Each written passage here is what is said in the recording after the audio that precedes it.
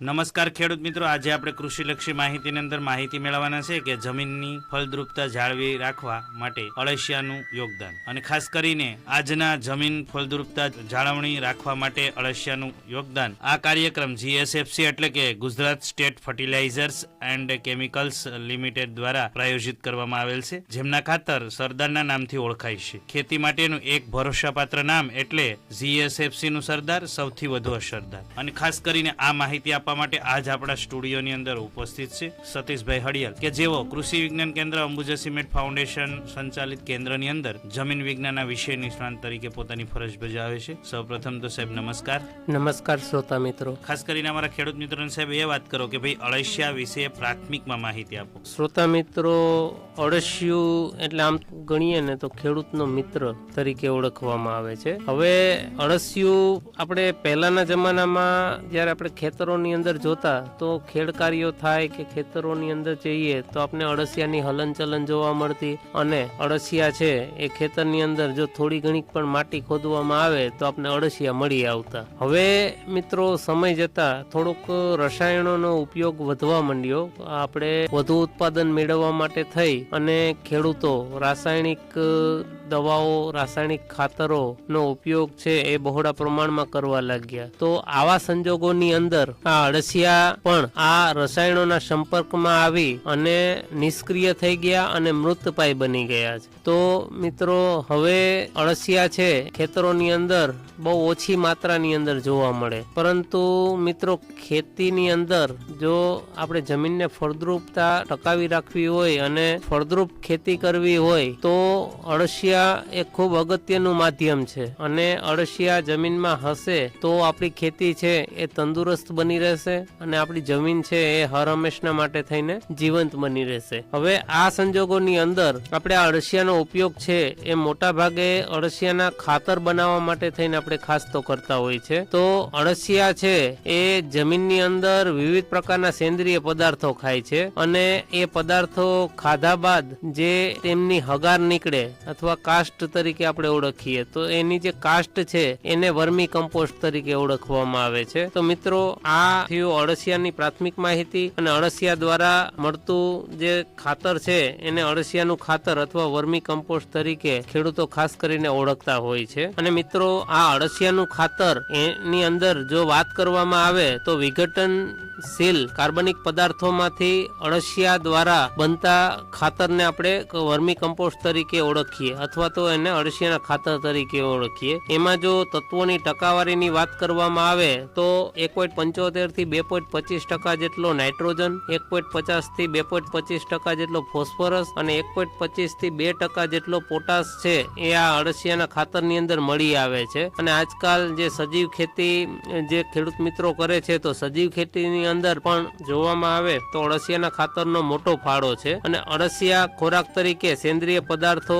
અથવા છાણનો ઉપયોગ છે એ કરતા હોય છે. સાથે સાથે માટીના રજકરો પણ અળસિયા છે એ આ સેન્દ્રિય પદાર્થોની સાથે સાથે ખાઈ જતા હોય છે. તો અળસિયા પોતાના શરીરમાંથી આમ ગણીએ તો દર વર્ષે 1 હેક્ટર જમીનમાં અંદાજે 15 ટન જેટલી માટી છે એ હગાર તરીકે બહાર કાઢે છે. અને આમ 15 ટન જેટલી માટી જો જોઈએ તો એ જમીનનો બાંધો સુધારવામાં ખૂબ ઉપયોગી બની રહે છે. અને અળસિયા છે એ જમીનમાં ઊંડે જઈ અને દર બનાવે, જેના લીધે થઈ અને જમીનની અંદર જે હવાની અવર જવર પણ સારી થાય છે, નિતાર શક્તિ પણ સુધરે છે. તો મિત્રો આમ આ અળસિયા છે એ ખેડૂતનો ખૂબ જ ઉપયોગી મિત્ર છે. અને આ અળસિયાનો ઉપયોગ છે અથવા અળસિયાના ખાતર છે એનો ઉપયોગ છે એ દરેક ખેડૂત મિત્રોએ ખાસ કરીને એમની જમીનમાં કરવો જોઈએ. મિત્રો આપણે અળસિયા વિશે જે પ્રાથમિક માહિતી તો મેળવી, પરંતુ સાથે સાથે આપણે અળસિયા વિશે ઘણી બધી એવી જાણવા જેવી અને રસપ્રદ બાબતો છે તો એ પણ આપણે જાણી લઈએ, જેથી કરી અને આપણે આ વર્મી કમ્પોસ્ટ અથવા અળસિયાનું ખાતર બનાવવું હોય તો આપણે અવશ્ય આપણે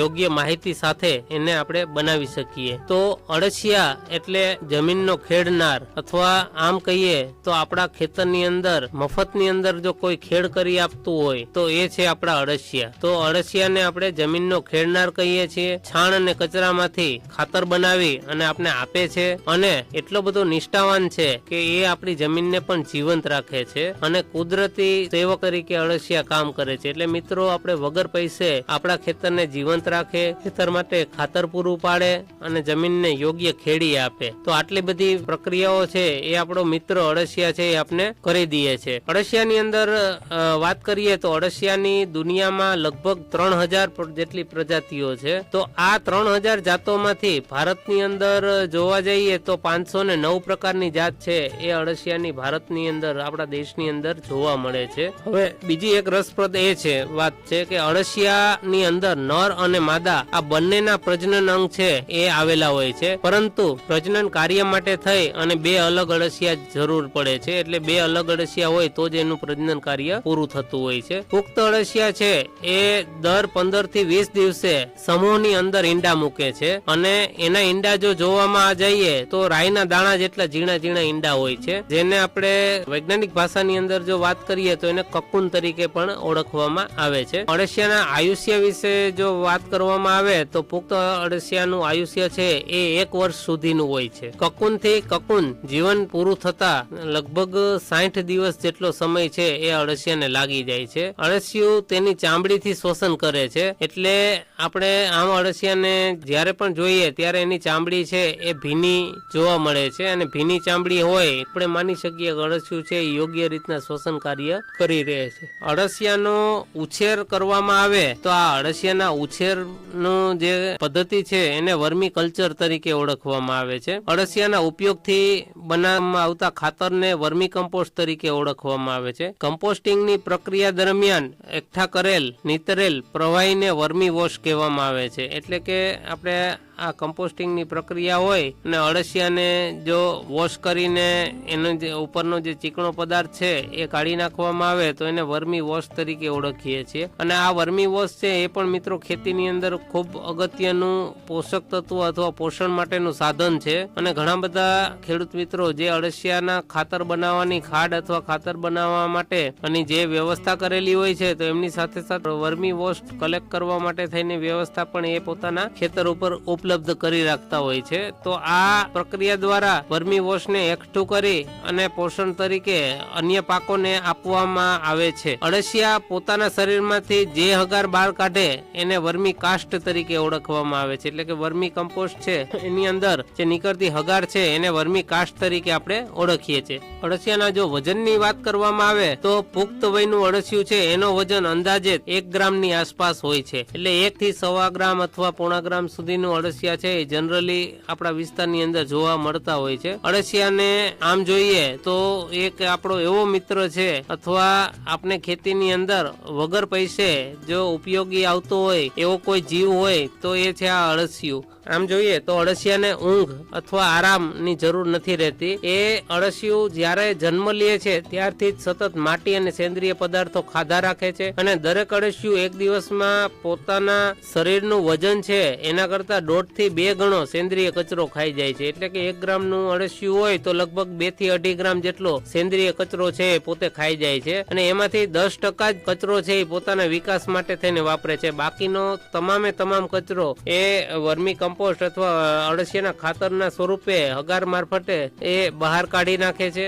એટલે કે આ જે બહાર કાઢેલી હગાર છે એને જ આપણે અળસિયાનું ખાતર કહીએ છીએ. તો મિત્રો અળસિયા એ ખેડૂતનો મિત્ર છે અને ઘણી બધી રસપ્રદ બાબતો છે. તો આ મિત્રો જે આપણે હમણાં ચર્ચા કરી એ આ બધી રસપ્રદ બાબતો છે એ અળસિયા અને અળસિયાના ખાતર વિશેની છે. તો ખેડૂત મિત્રો આપણા વગર પૈસે ઉપયોગી આવતા હોય એવા મિત્ર અળસિયાને આપણે અવશ્યથી આપણા ખેતરની અંદર નાખશું, ખેતરની અંદર અપનાવશું અને આપણે ખેતરની અંદર જે કોઈ પાકનું વાવેતર કરવામાં આવે તો એ પાકની અંદર ચોક્કસથી સારું અને આમ ગણીએ તો સારું અને નફાકારક ઉત્પાદન છે એ આ અળસિયાના ખાતર દ્વારા મેળવીએ. તો આવો મિત્રો અળસિયાને આપણે ખેતીની અંદર ઉપયોગ કરીએ અને આપણા જમીનને સ્વસ્થ ને સુધારીએ અને જમીનની તંદુરસ્તી છે એને આપણે જાળવી રાખીએ. આપે ખૂબ સરસ માહિતી આપી કે ભાઈ અળસિયા વિશે પ્રાથમિકમાં માહિતી આપી. આપ આ કાર્યક્રમ સાંભળવાની સાથે સાથે ચાલો હવે સાંભળીએ સુમધુર ગીત. રસિકાના અધરને લાલ ચટક કેસુડા જેવી રંગાવલીથી શોભાવતા નાગરવેલના પાન, પ્રણય ફાગના એ પ્રતીકને રસકવિ બિરદાવે છે. મુગ્ધ મનના મનોરમ્ય ભાવોનું નિરૂપણ કરતી આ રચનાથી. નાટક સમુદ્રગુપ્ત, ગાયન અનુરાધા પૌડવાલ.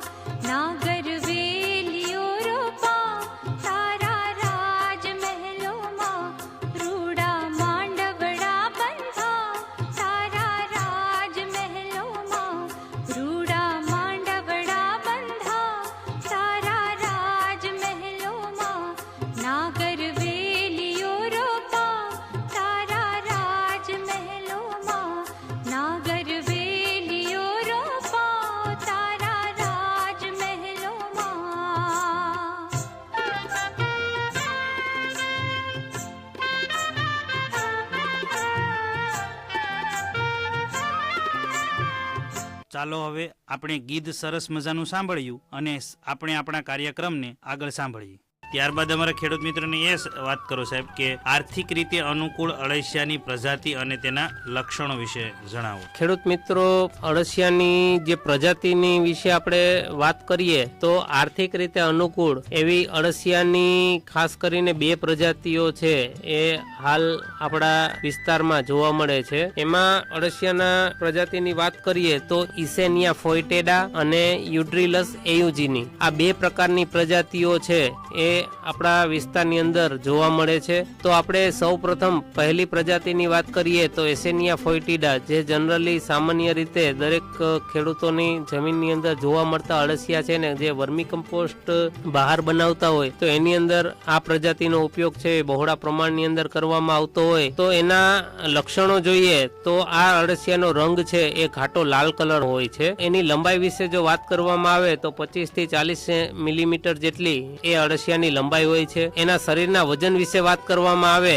તો 1 થી 1.5 ગ્રામ જેટલું એના શરીરનું વજન હોય છે. એના ખાવાની ક્ષમતાની જો વાત કરવામાં આવે તો 7 મિલીગ્રામ વર્મ પ્રતિ દિવસ એ એની ખાવાની ક્ષમતા છે. કકુન અથવા એના ઈંડાના ઉત્પાદનની જો વાત કરવામાં આવે તો 1 વર્મ પ્રતિ 3 દિવસે, એટલે દર 3 દિવસે 1 વર્મ છે એને એ જન્મ આપતી હોય છે, ઈંડા મૂકતી હોય છે. એમના જન્મદરની જો વાત કરવામાં આવે તો 1 થી 2 વર્મ પ્રતિ કકુન નો જન્મદર છે. એની ખાવાની ટેવ છે એ ઓછા ખાઉદરા પ્રકારના અળસિયા છે અને એનો જીવનકાળ છે એ અંદાજિત 70 દિવસ જેટલો છે. હવે જ્યારે આપણે એની બીજી પ્રજાતિ છે એની જો વાત કરવામાં આવે તો બીજી પ્રજાતિનો રંગ છે એ આછો લાલ કલરનો છે. એની લંબાઈ છે એ 30 થી 140 મિલીમીટરની છે. એના શરીરનું વજન છે એ 2 થી 3.5 ગ્રામ જેટલું હોય છે. એની ખાવાની ક્ષમતા છે એ 12 મિલીગ્રામ પ્રતિ વર્મ પ્રતિ દિવસની હોય છે. એના કકુનનું ઉત્પાદન છે એ 4 વર્મ પ્રતિ 3 દિવસનું છે. એમનો જન્મદર છે એ 3 થી 4 વર્મ પ્રતિ કકુન જેટલો હોય છે. એની ખાવાની ટેવની અંદર જોવામાં આવે તો એ વધારે પડતા ખાઉદરા પ્રકારના અળસિયા હોય છે અને એના જીવનકાળની જો વાત કરવામાં આવે તો 80 થી લઈ અને 120 દિવસ સુધીનો એનો જીવનકાળ છે એ રહેલો છે. તો મિત્રો, આ 2 અગત્યની પ્રજાતિ છે એના લક્ષણો છે એ આ પ્રકારના છે ને આપણે આ રીતના એના લક્ષણો છે એના વિશે આપણે માહિતી મેળવી. ખાસ કરીને આપે આર્થિક રીતે અનુકૂળ અળસિયાની પ્રજાતિ અને તેના લક્ષણો વિશે વિગતે વાત કરી. ત્યારબાદ અમારા ખેડૂત મિત્રોને સાહેબ એ વાત કરો કે અળસિયાના ખાતરના ગુણધર્મો વિશે જણાવો, તો તે વિશે માહિતી આપો. શ્રોતા મિત્રો, અળસિયાના ખાતરના ગુણધર્મો વિશે આપણે જો વાત કરીએ તો એના ખાતરના ગુણધર્મોમાં ભૌતિક ગુણધર્મો જોઈએ તો અળસિયાનું ખાતર છે એ ઘેરા ભૂખરા રંગનું હોય છે. જો એને અડવામાં આવે તો એ ખૂબ જ પોચું હોય છે અને વાસ વગરનું હોય છે તથા એને હાથ દ્વારા ટચ કરવામાં આવે તો હાથ ઉપર ચોંટતું નથી, એટલે નહીં ચોટે એ પ્રકારનું હોય છે. તો એના ભૌતિક ગુણધર્મો આ પ્રકારના છે. હવે એના રાસાયણિક ગુણધર્મોની વાત કરીએ તો એમની અંદર nitrogen, phosphorus, potassium, calcium, magnesium, લોહ, ઝીંક, મેંગેનીઝ, કોપર તથા મોલિબ્લેડમ અને બોરોન જેવા પોષક તત્વો છે એ આ ખાતરની અંદરથી મળી રહે છે. તો એના નાઇટ્રોજનની માત્રાની જો વાત કરવામાં આવે તો નાઇટ્રોજન 1.75 થી 2.5% જેટલું હોય છે. ફોસ્ફરસની માત્રાની વાત કરવામાં આવે તો ફોસ્ફરસ છે 1.5 થી 2.25% જેટલું, પોટેશિયમ 1.25 થી 2% જેટલું, કેલ્શિયમ અને મેગ્નેશિયમ છે એ 0.22 થી 0.7% જેટલું હોય છે. લોહ, ઝીંક, મેંગેનીઝ અને કોપરની જો વાત કરવામાં આવે તો 200 થી 700 ppm જેટલું જોવા મળે છે. અને મોલિબ્લેડમ અને બોરોન છે એ અળસિયાના ખાતરની અંદર દ્રવ્ય સ્વરૂપની અંદર રહેલું છે. તો મિત્રો, આ થયા એના રાસાયણિક ગુણધર્મો. તો રાસાયણિક રીતના અળસિયાનું ખાતર આમ જોવા જઈએ તો એની અંદર તમામ પ્રકારના પોષક તત્વો છે એક વત્તા ઓછા અંશે રહેલા છે. એટલે આ પ્રકારનું જો ખાતર છે એ ખેડૂત મિત્રો પોતાની જમીનની અંદર ઉપયોગ કરે તો આ ખાતર છે એ એમના માટે ખૂબ જ ઉપયોગી બની રહે છે. હવે એના ત્રીજા ગુણધર્મ વિશે વાત કરીએ તો અળસિયાના ખાતરનો જૈવિક ગુણધર્મ છે. તો એની અંદર જૈવિકની અંદર જો વાત કરવામાં આવે તો તેમાં લાભકારક માઇક્રો ઓર્ગેનિઝમ અને છોડના વિકાસ કરવા માટે જે વર્ધકોની જરૂર હોય છે અને છોડના વિકાસ કરવા માટે જે વર્ધકોની જરૂર હોય છે, તો આ માઇક્રો ઓર્ગેનિઝમ અને વર્ધક પૂરતી માત્રાની અંદર આ ખાતરની અંદર રહેલા છે. એટલે આમ સરવાળે વાત કરવામાં આવે તો ભૌતિક, રાસાયણિક અને જૈવિક રીતના આ ખાતર છે એ ઘણું બધું રીચ એટલે કે ઘણું બધું પોષણયુક્ત અને ખૂબ જ સારું એવું ખાતર છે. અને આ ખાતરના ઉપયોગથી ખેડૂત પોતાની જમીનને અવશ્ય જીવંત રાખી શકે છે અને પોષક તત્વોની ખામી સામે એ લડત પણ આપી શકે છે. આપે ખૂબ સરસ માહિતી આપી કે અળસિયાના ખાતરના ગુણધર્મો વિશે. ત્યારબાદ અમારા ખેડૂત મિત્રોને એ વાત કરો કે અળસિયાના ખાતરના ઉપયોગ વિશે વિગતે વાત કરો. ખેડૂત મિત્રો, આપણે અળસિયાના ખાતરનો ઉપયોગ વિશે જ્યારે ચર્ચા કરીએ તો ખેડૂત મિત્રો અળસિયાના ખાતરના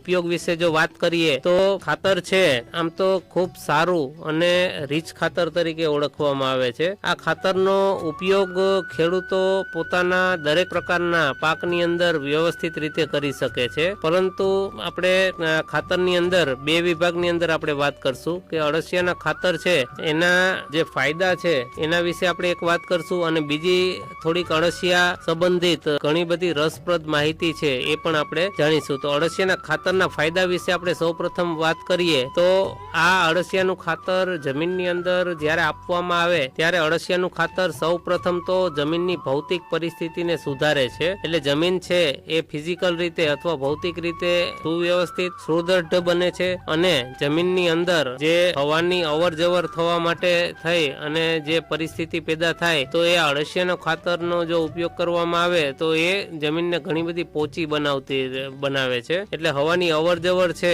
એ વ્યવસ્થિત રીતના યોગ્ય થઈ શકે છે. બીજું ખાતરના ફાયદા વિશે જો વાત કરવામાં આવે તો જમીનની પાણી ગ્રહણ કરવાની ક્ષમતા એટલે કે જમીનની પાણી પકડી રાખવાની ક્ષમતા છે એ આ ખાતર છે એ ખૂબ જ વધારી આપે છે. તો અળસિયાનું ખાતર છે એ ખેડૂત મિત્રો પોતાની જમીનની અંદર જો વાપરે તો જમીનની અંદર પાણી છે એ વહી જતું અટકાવે છે, જમીનને પોચી બનાવે છે અને આ વધુ પડતો ભેજ છે એ જમીન જ્યારે સંગ્રહ કરી રાખે એવા સંજોગોની અંદર એક આપણે સવિશેષ ફાયદો એ પણ મળે છે કે આપણે એ પાકને વારંવાર પિયત આપવું નથી પડતું. એટલે કે પિયતની માત્રા પણ એની અંદર આપણે પિયતનો જે પીરિયડ છે એ આપણે વધારી શકીએ છીએ. એટલે આમ જોઈએ તો પાણીના ગ્રહણ કરવાની અને ક્ષમતા અને સંગ્રહ કરવાની ક્ષમતા છે એ આ બંને ક્ષમતા છે એ આ અળસિયાનું ખાતર છે એ સુધારે છે. વિશેષની અંદર જમીનની અંદર જે ગરમી રહેલી છે એ ગરમીને પણ આ અળસિયાનું ખાતર જો પ્રયોગ કરવામાં આવે, ખેડૂત ઉપયોગ કરતા હોય તો આવા સંજોગોની અંદર જમીનની ગરમી છે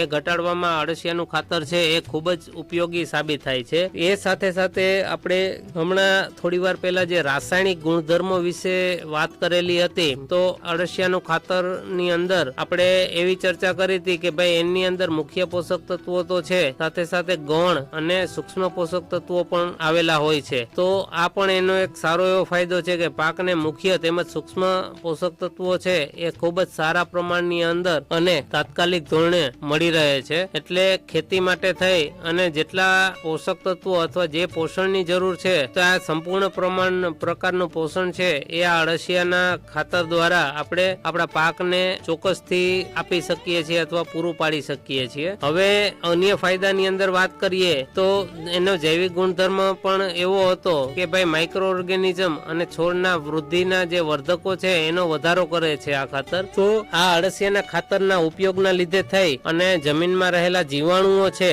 એની સંખ્યાની અંદર ખૂબ જ સારો એવો વધારો થાય છે. તો અળસિયા જ્યારે જમીનની અંદર જે સૂક્ષ્મ જીવોની પ્રજાતિ રહેલી છે, આપણે સૌ જાણીએ છીએ કે બહુ બહોળા પ્રમાણની અંદર માઇક્રો ઓર્ગેનિઝમ છે જમીનની અંદર રહેલા છે. તો અળસિયાના ખાતરની અંદર પણ એક અલગ પ્રકારની જીવસૃષ્ટિ રહેલી છે. તો આ જીવસૃષ્ટિ જમીનની અંદર ભળી અને પોતે પોતાનું કાર્ય વ્યવસ્થિત કરી અને પોતાની સંખ્યાઓની અંદર ચોક્કસથી વધારો કરે છે. એટલે અળસિયાનું ખાતર છે એ સૂક્ષ્મ જીવાણુઓની સંખ્યામાં અનેક ગણો વધારો છે એ સાથે સાથે કરે છે. સાથે સાથે આપણે એવું પણ જોઈએ છીએ કે ભાઈ અળસિયાનું ખાતર છે એ પોષક તત્વો તો પૂરા પાડે છે, જમીનની ભૌતિક પરિસ્થિતિ સુધારે છે, રાસાયણિક પરિસ્થિતિ સુધારે છે અને જૈવિક પણ સુધારે છે. સાથે સાથે જો જોવા જઈએ તો જમીનની ઉત્પાદકતા છે એ સરવાળે વધે છે. કેમ કે ભૌતિક પરિસ્થિતિ, રાસાયણિક અને જૈવિક આ બધી પરિસ્થિતિઓ સુધારવાના લીધે થઈ અને જમીનની જે ઉત્પાદકતા અથવા જમીનને ઉત્પાદન કરવાની ક્ષમતા છે એને આમ જોઈએ તો ટકાવી પણ રાખે છે. જમીનને ઉત્પાદન કરવાની ક્ષમતા છે એની અંદર સારો એવો વધારો છે એ પણ આ ખાતર ખાતર કરતો હોય છે. હવે ખાસ કરી અને અળસિયાના ખાતરનો એક મોટો ફાયદાની અંદર જો વાત કરવામાં આવે તો ફળો અને શાકભાજીની ખેતી કરતા ખેડૂત મિત્રો છે એ આ પ્રકારના જે ખાતરનો ઉપયોગ કરે તો આ ખાતર છે એ શાકભાજી તથા ફળોની ગુણવત્તા છે એની અંદર ચોક્કસથી સુધારો કરે છે. એટલે ગુણવત્તા છે એ ઘણી બધી સારી એવી બને છે અને ચોક્કસથી સુધરે છે. તો આપણે ગુણવત્તા સભર શાકભાજી અથવા ગુણવત્તા સભર ફળોનું ઉત્પાદન જો મેળવવું હોય તો અળસિયાનું ખાતર છે એ ખૂબ જ સારો રોલ ભજવે છે અને એનો બહુ મોટો ફાળો છે એ આ ઉત્પાદન મેળવવા માટે થઈ અને બની રહેતો હોય છે. અને એક સૌથી જે વિશેષ અને છેલ્લી વાત જયારે આપણે આ ખાતરના ફાયદાની અંદર કરતા હોય તો આ ખાતરનો ફાયદો છે એના કારણે થઈ અને કચરાનો નિકાલ છે એ અવશ્ય થાય છે. કેમ કે અળસિયાનો ખોરાક એટલે જૈવિક કચરો, તો જૈવિક કચરાનો નિકાલ માટેની સમસ્યા છે એ પણ આપણે નાશ પામી જાય છે. કારણ કે આપણા અળસિયા છે એ આપણા મિત્રો છે અને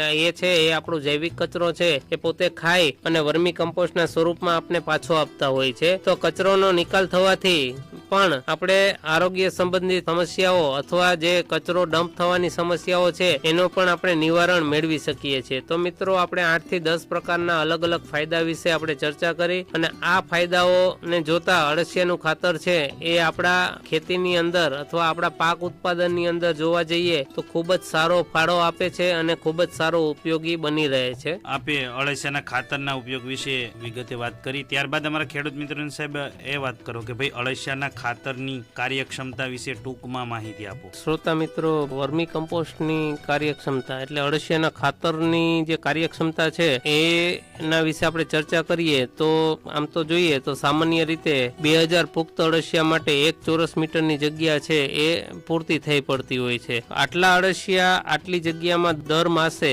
લગભગ 200 કિલોગ્રામ સેન્દ્રિય કચરાનું કમ્પોસ્ટ છે એ બનાવી આપે છે. અને સામાન્ય રીતે ઢગલાના ઉપરનું 22.5 થી લઈને 30 સેન્ટીમીટરના પડનું કમ્પોસ્ટ થયેલું હોય તો એને જુદું કરીને એકઠું કરવામાં આવે. વર્મી કમ્પોસ્ટની કાર્યક્ષમતાના ઘણા પરિબળો અસર કરતા હોય છે. અળસિયાની અનુકૂળ પ્રજાતિ, તેની સંખ્યા, એમાં રહેલો ભેજ, તેનું ઉષ્ણતામાન અને ફીડિંગ મટીરિયલ કેવા પ્રકારનું છે એ તમામ પ્રકારના પરિબળો છે એ આ ખાતરને કાર્યક્ષમતા માટે જવાબદાર હોય છે. આપણી પાસે જે માહિતી ઉપલબ્ધ છે એના આધારે આપણે એવું કહી શકીએ કે 1 કિલોગ્રામ અળસિયા 60 થી 70 દિવસમાં અબાઉટ 10 કિલોગ્રામ હગાર બનાવે છે અને વર્મી કમ્પોસ્ટિંગની પ્રક્રિયા દરમિયાન નાખવામાં આવેલા કુલ અવશેષોના આશરે 55 થી 60% વર્મી કમ્પોસ્ટ છે એ આપને મળી રહે છે. એટલે આમ જોઈએ તો એની કાર્યક્ષમતા છે એ 50 થી 60% સેન્દ્રિય પદાર્થ અથવા સેન્દ્રિય કચરો જે આપણે જમીનમાં નાખેલો છે એને ખાઈ અને કમ્પોસ્ટિંગ બનાવવાની પ્રક્રિયાની અંદર એ ભાગ ભજવતા હોય છે. અવશેષોની વિઘટનની પ્રક્રિયાને ઝડપી બનાવવા ફૂગ, સૂક્ષ્મ જીવાણુઓનો કલ્ચરનો 1 ટન અવશેષ દીઠ 500 ગ્રામ પ્રમાણે ગાયના છાણની રબડી સાથે ભેળવી છંટકાવ કરવાથી કમ્પોસ્ટની પ્રક્રિયા પણ ઝડપી બની જતી હોય છે. એટલે એની કાર્યક્ષમતા વધારવા માટે થઈ અને આપણે આ કલ્ચરનો ઉપયોગ પણ આપણે કરી શકીએ છીએ ગાયના છાણને એની સાથે ભેળવીને. આ ઉપરાંત 1 ટન અવશેષો 500 ગ્રામ એઝેટોબેક્ટર તથા ફોસ્ફોબેક્ટેરિયાની સાથે છાણ અને ગોબર ગેસની રબડી આ ચારેય વસ્તુઓનું મિશ્રણ કરી અને જો ઉપરથી આપવામાં આવે તો પણ એની કાર્યક્ષમતા છે વર્મી કમ્પોસ્ટિંગની એ આપણે વધારી શકીએ છીએ. આમ જોઈએ તો અળસિયાના ખાતરની અંદર ફોસ્ફરસના ઉત્પાદન માટે થઈ અવશેષોના 5% પ્રમાણે રોક ફોસ્ફેટ ઉમેરવાથી પણ વર્મી કમ્પોસ્ટની અંદર પોષક તત્વોનું પ્રમાણ છે આપણે વધારી શકીએ છીએ. તો મિત્રો, આમ વર્મી કમ્પોસ્ટિંગની કાર્યક્ષમતા અથવા અળસિયાના ખાતરની કાર્યક્ષમતા છે બનાવવાની પ્રક્રિયાની કાર્યક્ષમતા છે એ વધારવા માટે થઈ અને આપણે સૂક્ષ્મ જીવાણુનું કલ્ચર, ગોબર ગેસની રબડી, છાણ છે, એઝેટોબેક્ટર, ફોસ્ફોબેક્ટર જેવા બેક્ટેરિયા, અન્ય સૂક્ષ્મ જીવાણુઓનું કલ્ચર, આ બધાનો સમન્વય કરી અને ઉપયોગ આપણે કરી શકીએ છીએ. સાથે સાથે એની અંદર પોષણની માત્રા વધારવા માટે થઈ અને આપણે રોક ફોસ્ફેટનો પણ ઉપયોગ આપણે આની અંદર કરી શકીએ છીએ. તો મિત્રો, આવા બધા પદાર્થોનો ઉપયોગ છે એનું એક સમન્વય કરી અને જો આ ખાતર બનાવવામાં આવે તો આપણે એની કાર્યક્ષમતા છે એ ચોક્કસથી વધારી શકીએ છીએ. અળસિયાના ખાતરની કાર્યક્ષમતા કઈ રીતની હોય છે તે વિશે વાત કરી. ખાસ કરીને આજે આપણે વાત કરી કે ભાઈ અળસિયાના ખાતરના ઉપયોગ વિશે ખૂબ બહોળા પ્રમાણમાં માહિતી આપી. ખેડૂત મિત્રો, ખાસ કરીને જમીનની ફળદ્રુપતા જાળવી રાખવા માટે અળસિયાનું યોગદાન એ વિશે તો માહિતી આપણે મેળવી વિગતવાર. ત્યારબાદ આપણે એક બીજી માહિતી મેળવીએ કે PM પ્રણામ અને ખાતરોનો સંતુલિત ઉપયોગ. નમસ્કાર નમસ્કાર ખેડૂત મિત્રો, આજે આપણે માહિતી મેળવવાની છે કે પીએમ પ્રણામ અને ખાતરોનો સંતુલિત ઉપયોગ. 28/6/2023 ના રોજ યોજાયેલી તેની આર્થિક બાબતોની કેબિનેટ સમિતિ CCEA એટલે પીએમ પ્રણામ યોજનાનો મંજૂરી આપી. પીએમ પ્રણામ શબ્દનો અર્થ છે PM programme for restoration, awareness generation, પોષણ અને મધર અર્થની સુધારણા. પૃથ્વી માતાની આપણી પોતાની માતાની જેમ કાળજી લેવા અને તેની સ્વસ્થ રાખવાની દિશામાં આ એક અનોખું પગલું છે. આ રીતે માતા પૃથ્વી બદલતા બક્ષિસની ખાતરી કરશે. ગ્રામ્ય સ્તરથી શરૂ કરીને આપણા સામૂહિક પ્રયાસોથી જ તે શક્ય છે. પીએમ પ્રણામનો પ્રાથમિક ધ્યેય કૃષિમાં રાસાયણિક ખાતરો અને જંતુનાશકોનો વધુ પડતો ઉપયોગ એક મહત્વપૂર્ણ મુદ્દાને સંબોધવાનો છે. વધુ ઉત્પાદન મેળવવા માટે ખાતરો અને જંતુનાશકોનો વધુ પડતો ઉપયોગ થાય છે, જે પૃથ્વી માતાને બીમાર બનાવે છે અને તેની ઉત્પાદન ક્ષમતા ઘટાડો કરે છે. જમીનની પોષણ સુરક્ષા માટે બાયો ઓર્ગેનિક ખાતરોને ખેતીમાં સંકલિત કરીને ખાતરોનો માટી પરીક્ષણ આધારિત સંતુલિત ઉપયોગ અપનાવવાની જરૂર છે. આ ઉપરાંત ખેતીની પદ્ધતિઓમાં સજીવ કુદરતી ખેતી પદ્ધતિઓ, સંસાધન સંરક્ષણ તકનીકો જેવી કે સંકલિત ખેતી પ્રણાલી, સૂક્ષ્મ સિંચાઈ, મલ્ચિંગ, કોઈ ખેડાણ પાક રોટેશન વગેરે પણ અપનાવવા જોઈએ. ટકાઉ કૃષિ પદ્ધતિઓ તરફ આ પરિવર્તન જમીનની ફળદ્રુપતા વધારશે, પર્યાવરણીય પ્રદૂષણ ઘટાડશે અને લાંબા ગાળાની કૃષિ ઉત્પાદકતામાં વધારો કરશે. ખેતીમાં સંતુલિત ખાતરના ઉપયોગનો નિર્ણાયક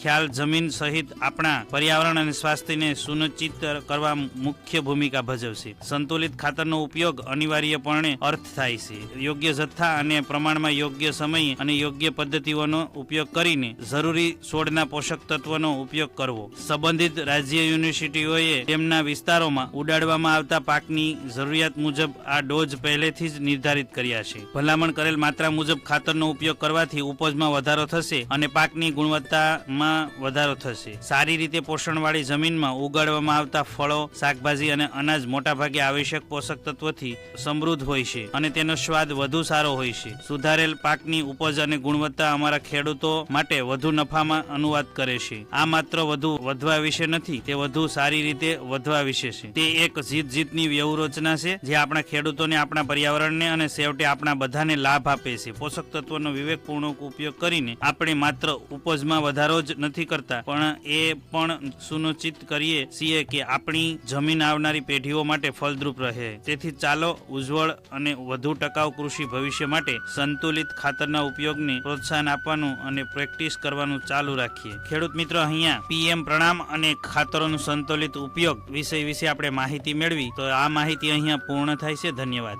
ખાસ કરીને ખેડૂત મિત્રો, કહેવામાં આવે છે કે અળસિયું જીવે તો લાખનું અને મરી જાય તો 1.25 લાખનું. અળસિયું લગભગ એક દિવસની અંદર 19 વાર અંદર જાય જમીનની અંદર અને 19 વાર બારોબાર નીકળે છે. અને એવું પણ કહેવામાં આવે છે કે પ્રાકૃતિક ખેતીના સિદ્ધાંતને અનુસંધાને હું કહું તો જે પણ ખેતરની અંદર પાણીનો થોડો ઘણો પણ ભરાવો થતો હોય, જ્યાં અળસિયા એ ખેતરની અંદર હશે તો એ નિતાર શક્તિ પણ પાણીની ખૂબ સારી થાય છે. પ્રયોગ કરીને પણ ખેડૂત મિત્રોએ અને લોકો નિષ્ણાંતોએ એનું સિદ્ધાંત કાઢેલું છે. તો ખાસ કરીને આજે આપણે બહોળી માહિતી મેળવી. આજના આ જમીનની ફળદ્રુપતા જાળવી રાખવા માટે અળસિયાનું યોગદાન કાર્યક્રમ GSFC એટલે કે Gujarat state fertilizers and chemicals limited દ્વારા પ્રાયોજિત કરવામાં આવેલ છે, જેમના ખાતર સરદારના નામથી ઓળખાય છે. ખેતી માટેનું એક ભરોસાપાત્ર નામ એટલે GSFC નું સરદાર સૌથી વધુ અસરદાર. અને ખાસ કરીને આ બહોળી માહિતી આપવા માટે આજ આપણા સ્ટુડિયોની અંદર ઉપસ્થિત હતા સતીશભાઈ હડિયાલ, કે જેઓએ ખૂબ વિગતવાર માહિતી આપી. એ બદલ કૃષિ વિજ્ઞાન કેન્દ્ર અંબુજા સિમેન્ટ ફાઉન્ડેશન સંચાલિત 90.4 મેગાહર્ટ્ઝ લોકવાણી રેડિયો આપનો ખૂબ ખૂબ આભાર માને છે. ધન્યવાદ.